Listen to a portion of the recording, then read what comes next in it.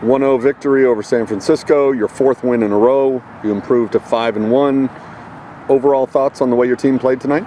Yeah, I mean, we struggled a little bit. We suffered a little bit even. We struggled to get a hold of the ball. In the first half, I thought we had the ball some, and we created 3 or 4 really good goal-scoring chances. We didn't put them away, obviously, except for the one, and we left them in the game. And then they came hard at us in the second half, and we just couldn't keep the ball. How much of that is coming off 3 games in 1 week? How much of that is the quality of the opponent? Yeah, I think both of those things are part of that. I mean, you could see we were a little fatigued. We looked a little fatigued, and 3 games certainly are a factor. And then we're playing a team that they just don't give up a lot of goals. They haven't given up a lot of goals all year, and they're not going to give up goals all year, and they make it hard on you. Was the flip in the second half? You outshot them 9-2 in the first. They outshoot you 9-1 in the second. Yeah.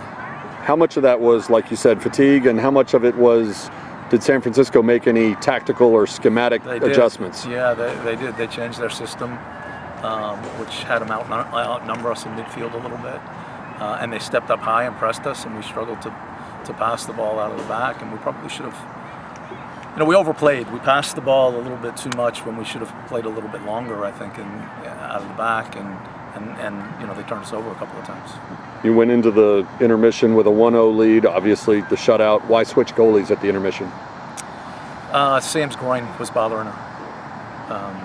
There was some question as to whether or not we were going to start Tatum or Sam, and it's been, they both have some injury issues, and it's kind of up in the air each day as we go through it. And Sam played the first half, and she said that she wasn't feeling great, so we brought Tatum on. They're both playing at a pretty high level, so we're pretty comfortable with either one. Nice luxury to have for you and the rest of the coaches. Yeah, it's great. I mean, I feel comfortable with both of them in there. You got Brooke Golick back after she missed a couple of games.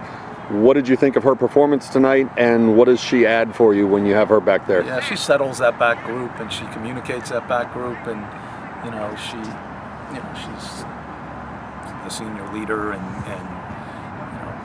she can be dominant in that position back there. So that's a big, when you don't have her, it's a big loss. When you have her, it's a big addition. There was a series with, I guess, about 7.5 minutes left where Tatum made a save, and then they hit a post, and then they missed a follow-up shot.